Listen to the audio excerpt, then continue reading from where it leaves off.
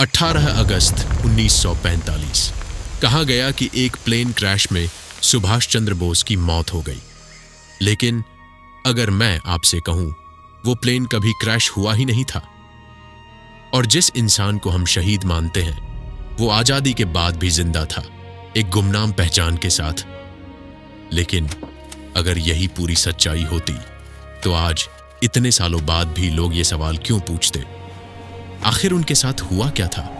तो फिर सच क्या है? क्या ये पूरी कहानी एक झूठ थी जो हमें दशकों तक सुनाई गई?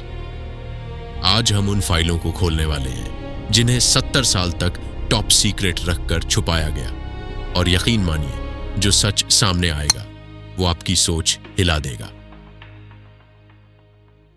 कहानी शुरू होती है एक ऐसे इंसान से जो सिर्फ आजादी नहीं चाहता था, बल्कि उसे किसी भी कीमत पर हासिल करना चाहता था। बोस एक नेता नहीं, एक मिशन थे। उन्होंने आजाद हिंद फौज बनाई, हजारों लोगों को जोड़ा और अंग्रेजों के खिलाफ सीधी लड़ाई छेड़ दी। एक आम भारतीय युवा, मान लीजिए उसका नाम राहुल है।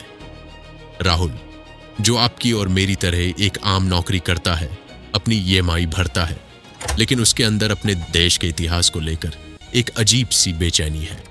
साल 2016 में जब भारत सरकार ने आखिरकार नेताजी से जुड़ी खुफिया फाइलें डिक्लासिफाई की, तो राहुल ने अपनी रातों की नींद और अपनी जमा पूंजी दोनों दांव पर लगा दी। उसने नेशनल आर्काइव्स में जाकर हजारों पन्नों के वो दस्तावेज खंगाल डाले जो दशकों से धूल फांक रहे थे। लेकिन असली कहानी तब शुरू होती है जब 2016 में कुछ फाइलें डिक्लासिफाई हुई। राहुल को लगा था कि उसे बस उस विमान दुर्घटना की कोई सरकारी रिपोर्ट मिलेगी, एक क्लोजर मिलेगा। लेकिन जब राहुल ने फाइलें पढ़ी तो उसका दिमाग सुन्न पड़ गया, क्योंकि उस प्लेन क्रैश का कोई सबूत था ही नहीं। No body, no crash photo, यहां तक कि जिस अस्पताल में नेताजी को आखिरी सांस लेते हुए बताया गया था, उस अस्पताल के मेडिकल रिकॉर्ड में उस दिन किसी भी ऐसे मरीज के भर्ती होने का जिक्र ही नहीं था। और तो और, जिस जापानी डॉक्टर ने नेताजी का इलाज करने का दावा किया था, उसके बयानों में इतनी खामियां थीं कि कोई भी नौसिखिया वकील उसे झूठा साबित कर दे। मतलब, जिस कहानी पर पूरा देश यकीन करता रहा, वो शायद कभी हुई ही नहीं। अगर आप राहुल की जगह होते, अगर आपके सामने वो सरकारी कागज पड़े होते जिन पर साफ लिखा था कि ताइवान की सरकार के पास उस दिन किसी भी प्लेन क्रैश का कोई रिकॉर्ड ही नहीं है, तो आप क्या करते? क्या आप उस कहानी पर यकीन कर लेते जो आपको दशकों से छुपाई जा रही है? या फिर आप उस सच की तलाश में निकल पड़ते जो कोई नहीं चाहता कि कभी बाहर आए? आपको लगता है कि यह सिर्फ एक मनगढ़ंत थ्योरी है? तो अब जरा इन आंकड़ों और तथ्यों पर गौर कीजिए। साल 2005, भारत सरकार ने इस रहस्य को सुलझाने के लिए मुखर्जी कमीशन का गठन किया। जस्टिस मनोज मुखर्जी खुद ताइवान गए। उन्होंने वहां की सरकार से बात की, पुराने रिकॉर्ड निकाले। और उनका नतीजा क्या था? उनका नतीजा ये था कि 18 अगस्त 1945 को ताइहोकू एयरपोर्ट पर कोई विमान दुर्घटना हुई ही नहीं थी। जी हां, आपने बिल्कुल सही सुना। शून्य, कोई क्रैश नहीं। वहां के मौसम विभाग, वहां की पुलिस, वहां के प्रशासन, किसी के पास उस दिन किसी विमान के गिरने की कोई जानकारी नहीं थी। तो फिर वो कहानी किसने गढ़ी? और सबसे बड़ा सवाल, क्यों? असल में ये एक मास्टरमाइंड एस्केप प्लान था। नेताजी बहुत दूर की सोचते थे। वो जानते थे कि जापान द्वितीय विश्व युद्ध हार चुका है, और अगर वो उस वक्त अंग्रेजों के हाथ लगे तो उन्हें लाल किले में खड़ा करके फांसी दे दी जाएगी। उनका सपना भारत की आज़ादी था, शहादत का दिखावा नहीं। इसलिए उन्होंने अपनी मौत की झूठी खबर उड़ाई ताकि वो आज़ाद भारत के लिए कहीं और से अपनी लड़ाई जारी रख सके। लेकिन यहाँ कहानी में एक ऐसा मोड़ आता है जो आपके रोंगटे खड़े कर देगा। अगर वो मरे नहीं तो आखिर गए कहाँ? राहुल की रिसर्च उसे ले गई सोवियत रूस की कंपा देने वाली बर्फीली वादियों में। कई खुफिया रिपोर्ट्स और ब्रिटिश इंटेलिजेंस की डिक्लासिफाइड फाइलों में यह दावा किया गया है कि नेताजी मंचूरिया के रास्ते रूस भाग गए थे। जोसेफ स्टालिन, जो उस समय रूस का तानाशाह था, उसके पास नेताजी गए थे मदद मांगने। क्योंकि उस समय दुनिया में रूस ही इकलौती ऐसी ताकत था जो ब्रिटिश साम्राज्य को टक्कर दे सकता था। लेकिन राजनीति कितनी गंदी और क्रूर हो सकती है, इसका अंदाजा आपको अब लगेगा। क्या आपको पता है कि आजादी के बाद भारत के कुछ राजनयिकों ने रूस में एक व्यक्ति को देखा था जो हूबहू सुभाष चंद्र बोस जैसा दिखता था। उसे साइबेरिया की याकुत्स्क जेल में एक वीआईपी कैदी के रूप में रखा गया था। डॉक्टर सत्यनारायण सिन्हा जैसे लोगों ने भारतीय संसद में और कमेटियों के सामने ये गवाही दी थी कि उन्होंने नेताजी के रूस में होने के पुख्ता सुराग देखे हैं। कल्पना कीजिए उस भयानक दर्द की, जिस इंसान ने भारत को आज़ाद कराने के लिए अपना घर, अपनी नौकरी, अपना परिवार, अपनी पूरी जिंदगी दांव पर लगा दी। उसी आज़ाद भारत की सरकारों ने उसे एक बर्फीली विदेशी जेल में सड़ने के लिए छोड़ दिया। क्यों? क्योंकि कुछ राजनेताओं को डर था कि अगर बोस वापस आ गए तो भारत की सत्ता किसके हाथ में जाएगी। लेकिन रुकिए, पिक्चर अभी बाकी है। रूस की ये थ्योरी भी शायद एक बहुत बड़ा पर्दा थी, एक ऐसा भ्रमजाल जिसे जानबूझकर बुना गया था। असली सच तो हमारे अपने ही देश में, हमारे ही बीच छुप कर बैठा था। और यहीं से कहानी मुड़ती है गुमनामी बाबा की तरफ। फोरेंसिक रिपोर्ट्स में उनकी हैंडराइटिंग नेताजी से मैच हुई। क्या इसका मतलब नेताजी कभी मरे ही नहीं, या फिर सच ये है कि उन्हें किसी प्लेन क्रैश ने नहीं बल्कि सिस्टम ने मार दिया?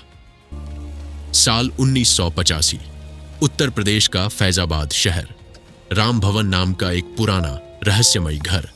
वहां एक साधु रहते थे जिन्हें लोग गुमनामी बाबा या भगवान जी कहते थे। वो कभी किसी के सामने नहीं आते थे।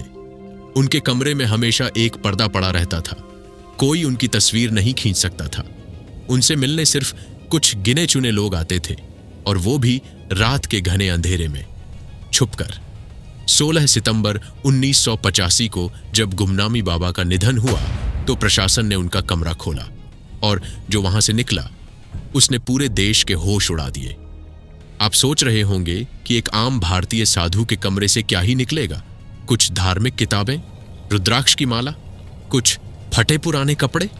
नहीं, उनके कमरे से निकली जर्मन मेड दूरबीन, सोने की महंगी रोलेक्स और ओमेगा घड़ियां, आजाद हिंद फौज की टॉप सीक्रेट फाइलें, 1930 के दशक की विदेशी सिगार, टाइपराइटर और नेताजी के परिवार की अनगिनत प्राइवेट तस्वीरें जो किसी बाहरी इंसान के पास हो ही नहीं सकती थी।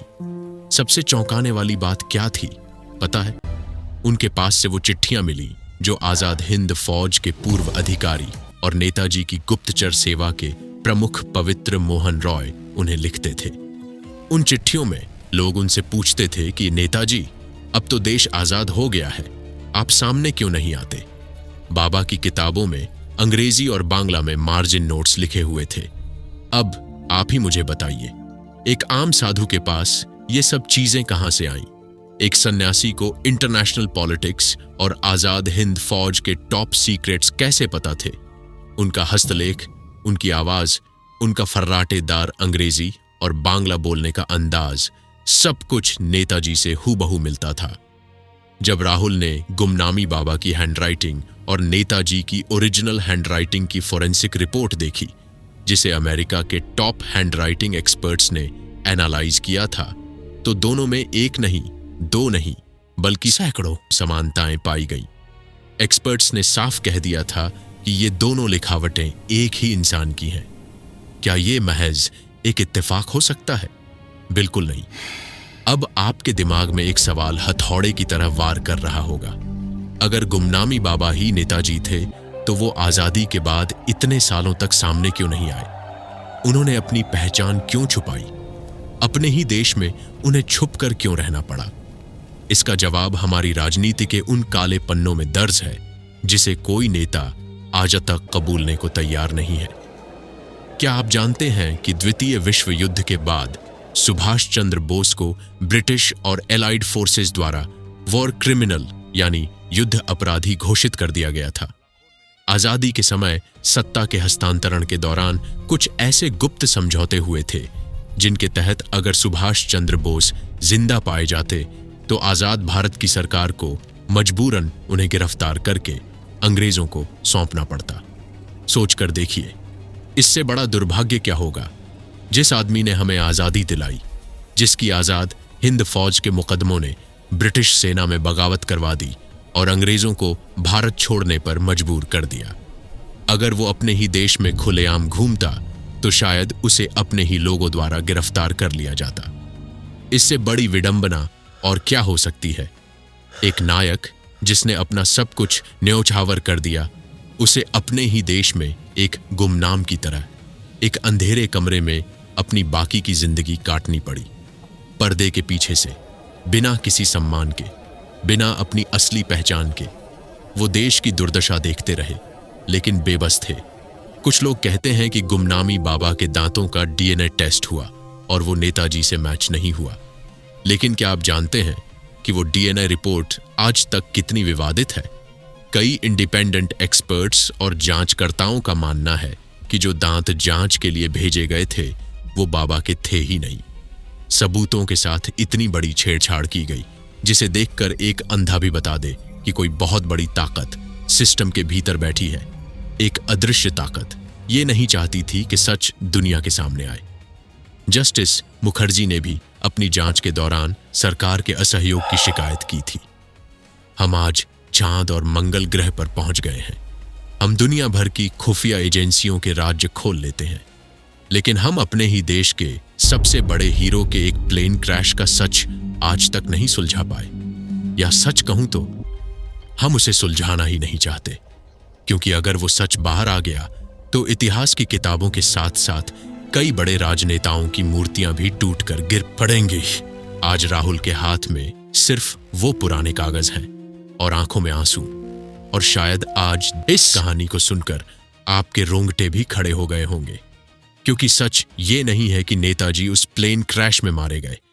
सच तो ये है कि उन्हें सिस्टम ने मार दिया, हमारी गंदी राजनीति ने मार दिया, उन फाइलों ने मार दिया जिन पर दशकों तक सीक्रेट का ठप्पा लगा रहा। सुभाष चंद्र बोस के साथ क्या हुआ ये अब कोई बहुत बड़ा रहस्य नहीं है। सबूत चीख चीख कर गवाही दे रहे हैं। रहस्य तो ये है कि हम भारत के लोग कब तक इस झूठ को सच मानते रहेंगे। जब अगली बार आप 15 अगस्त या 26 जनवरी का जश्न मनाएं, आसमान में तिरंगा लहराते हुए देखें, तो एक पल के लिए फैजाबाद के उस अंधेरे कमरे को जरूर याद कीजिएगा, जहां हमारा सबसे बड़ा नायक शायद अपने ही देश को आजादी की खुली हवा में सांस लेते देखने के लिए तड़प रहा था, लेकिन एक पर्दे के पीछे से। अब फैसला आपका है। अगर आप राहुल की जगह होते और आपके सामने ये सारे सबूत होते, तो क्या आप उस झूठ को सच मान लेते या उस सच के पीछे जाते जिसे कोई सामने नहीं आने देना चाहता? कमेंट में जरूर बताइए।